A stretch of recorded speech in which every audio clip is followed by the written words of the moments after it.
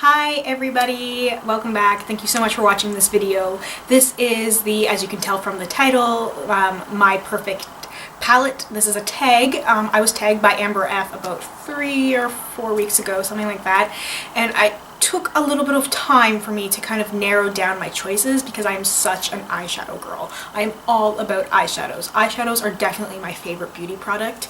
So I had a lot of fun coming up with answers for this, but it was also really challenging because I am just so obsessed with a lot of different shadows, especially from Urban Decay, as you guys will see soon. I also want to apologize for the noise in the background.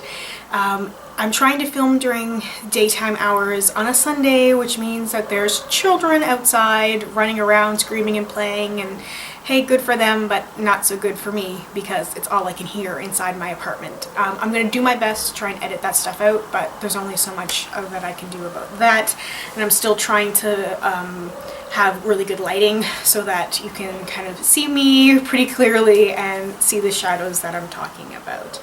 So let's dive right into the shadows that I've chosen. So the first thing with the tag is to describe what your ideal packaging would be. My ideal packaging would be a combination between the the later Naked palettes with this metal case. So this is the Naked 3 palette, which opens up and has a nice mirror inside. But what I don't like about this palette is that it doesn't stay propped open.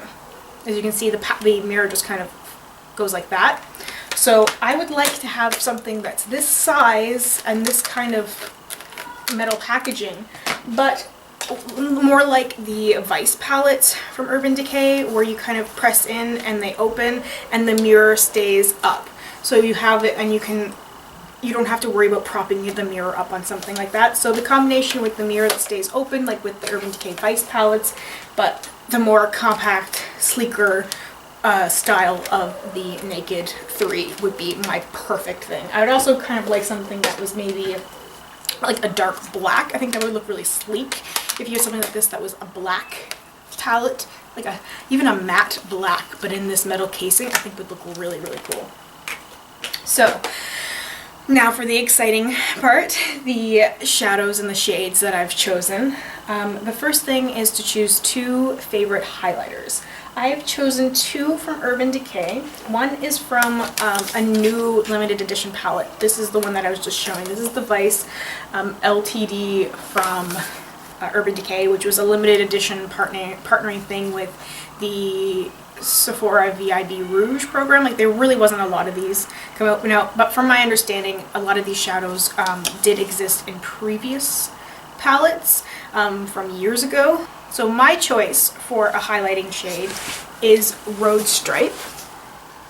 And this is what Roadstripe looks like here. And at first glance, it really does look like a plain white shadow. But when you swatch it, it really picks up a lot of extra dimensions. I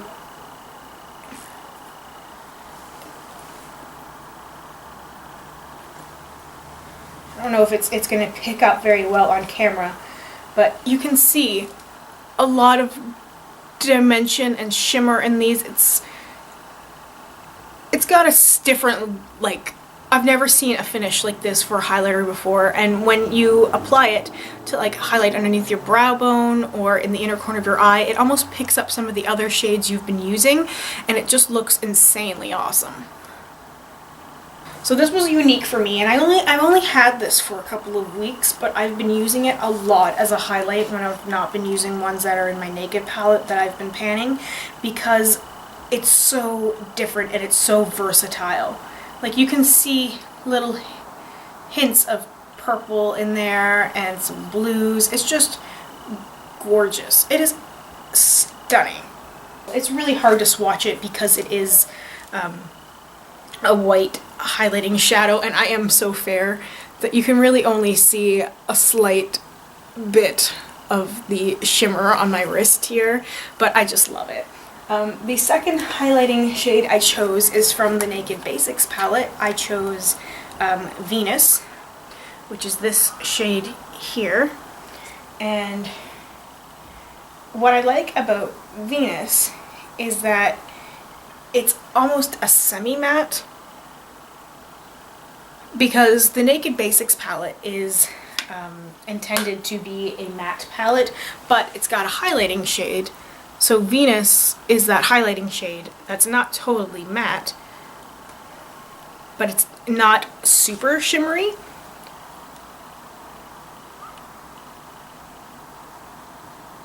And that's what I really, really like about that highlighting shade. Two of my favorite lid shades, I immediately thought of this one from MAC. This is Tempting, and this is a luster finish shadow. I'm having a really hard time swatching these shadows, actually. I don't know what it is today. They're just not swatching very well on my hand. But this is Tempting, and because it's a luster, you can see that shimmer there. But what I like about when you apply it is that you can really work on creating almost an ombre effect with the shadow, which is why I like using it as like a in a rush, gotta go super quick shadow, because all it takes is a couple of swipes of this to be completely opaque on your lid. Using a clean blending brush, buff out the edges so that it kind of diffuses out, and what you end up being left with is a shadow that is dark on your lid and really dark closer to your lash line, and then it fades out. So it looks like you've used 3 or 4 different shadows, but it's really just this one. I really apologize about this video. There's just a whole bunch of things going wrong, and I think like the sun is starting to go down and the lighting is gonna start to suck, and there's just so much noise coming from outside. Oh, I can't wait till I move. I'm just so annoyed right now. Anyway, that is the third shadow. That was my first lid shade. My second lid shade is also from the Naked Basics palette. This is Walk of Shame, which is this shadow right here that I've hit a lot of pan on. What's really difficult with this shadow as well is that it's like a my lid but better kind of shadow. I use it so often because it really just makes my whole lid look amazing. And when I'm doing a really basic eye look with the Naked Basics palette, that is the first thing that I reach for. This is one of my, like, that is probably my ultimate holy grail lid shadow, and you can see that here. And again, I apologize for these swatches because something like Walk of Shame, which is so close to my regular skin color, doesn't show up very well, but you can see it kind of there. It's a little bit peachy. It's a gorgeous matte color. I really think Urban Decay does their matte super well.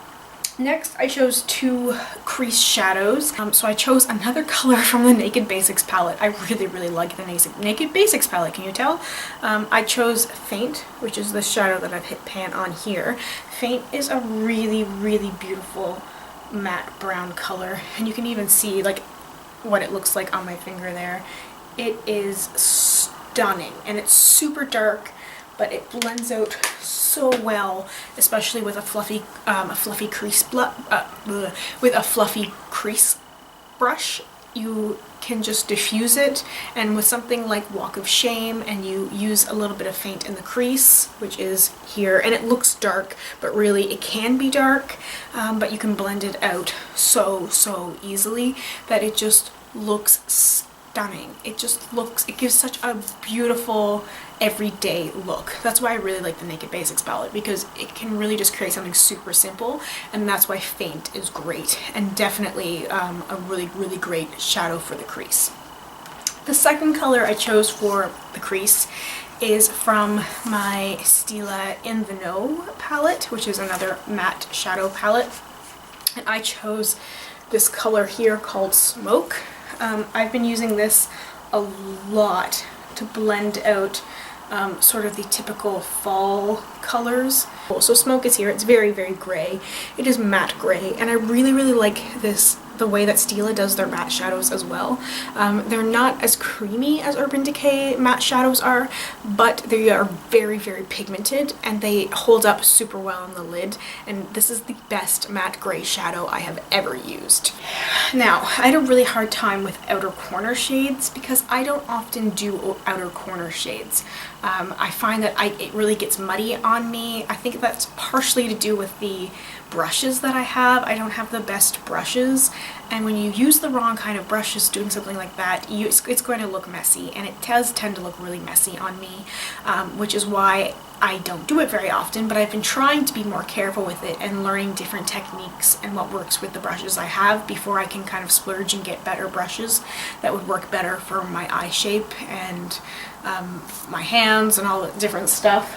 So I chose one that I've been using often from this Urban Decay Vice palette, and that is the black color here called Perversion. I don't know if this is a new shadow for this palette, if it's available on its own. I have no idea, but I've been using Perversion in the outer corner because it's a softer matte black as opposed to some of the other ones that are in the other palettes that are like Blackout and Crave, which are super dark and pigmented and can look really, really pretty when applied properly, but with someone like me, it just tends to get really muddy, and that's why I like Perversion, is because, as you can see here, it's not